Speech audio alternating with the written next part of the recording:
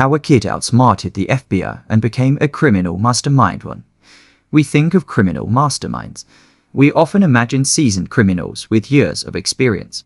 But what if I told you that one of the most audacious con artists in history was just a teenager when he began his criminal career, managing to outsmart the FBI multiple times before he was even old enough to legally drink? This is the story of how a young prodigy of deception exploited systems, manipulated people, and pulled off some of the most incredible scams of the 20th century. His tale is one of intelligence, nerve, and an almost unfathomable ability to adapt, proving that sometimes the most dangerous criminals don't come with a long rap sheet. They come with charm, ingenuity, and an insatiable drive for outwitting the system. Born in 1948, Frank Abegdale Jr. grew up in New York, the son of a successful businessman and a loving mother. His early years seemed typical, but his life took a turn when his parents divorced. The separation shattered Frank's world, and at just 16, he made a life-altering decision, one that would set him on a path of deception and fraud. It wasn't a violent crime that got him started,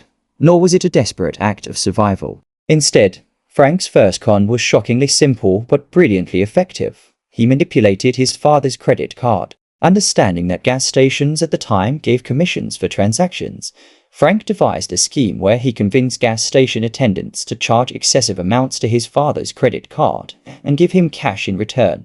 The station employees benefited from increased sales, while Frank pocketed the cash. It didn't take long for the scam to catch up with him, but by the time his father discovered what he had done, Frank had already realized one crucial thing: systems could be exploited, and people could be deceived. This was just the beginning. Knowing he couldn't rely on petty fraud forever, Frank aimed higher. He studied the way businesses operated, the way people trusted authority, and the flaws in security systems. It was during this time that he set his sights on one of his most famous impersonations, becoming an airline pilot. At just 16 years old, Frank forged a Pan Am pilot's license and identification badge, giving himself the appearance of legitimacy. The ruse was simple yet effective.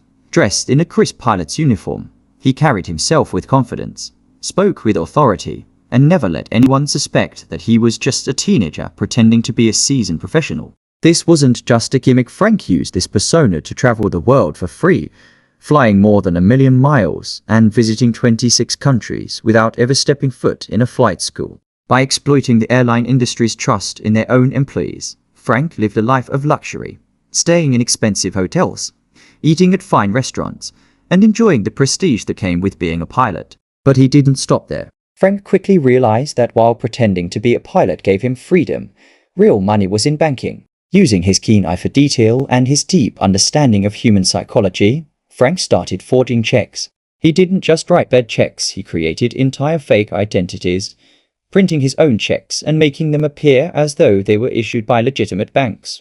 In an era before sophisticated fraud detection technology, his scams went largely undetected. By the time he was 21, he had cashed millions of dollars worth of forged checks, making him one of the most successful con artists in history.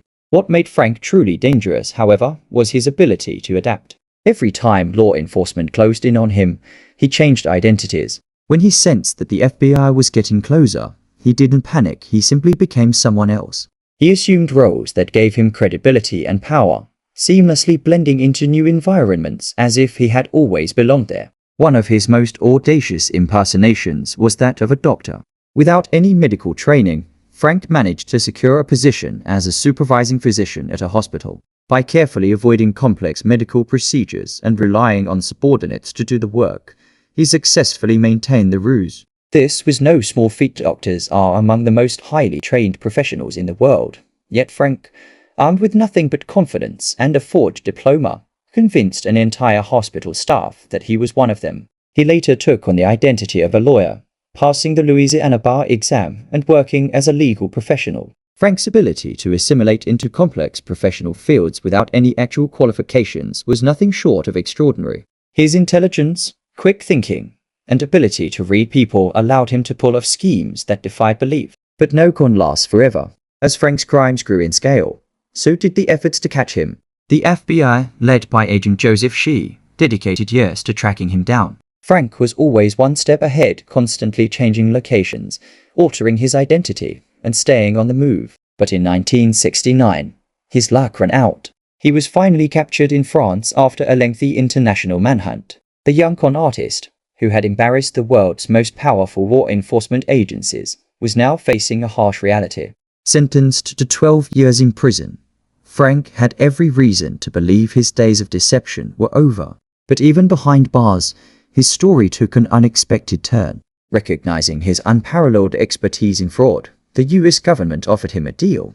In exchange for his freedom, Frank would use his knowledge to help them catch other criminals like himself. Rather than spending his life behind bars, he became a consultant for the FBI, working to improve banking security and prevent fraud. He turned his life around, using his past crimes to educate and inform law enforcement and financial institutions about the very tactics he once used to deceive them. Today, Frank Abagnale is a respected fraud prevention expert, working with businesses and government agencies to safeguard against the kind of scams he once pulled off. His transformation from a criminal mastermind to a trusted consultant is one of the most astonishing turnarounds in history. He has written books, delivered lectures, and dedicated his life to helping others avoid the very mistakes he made.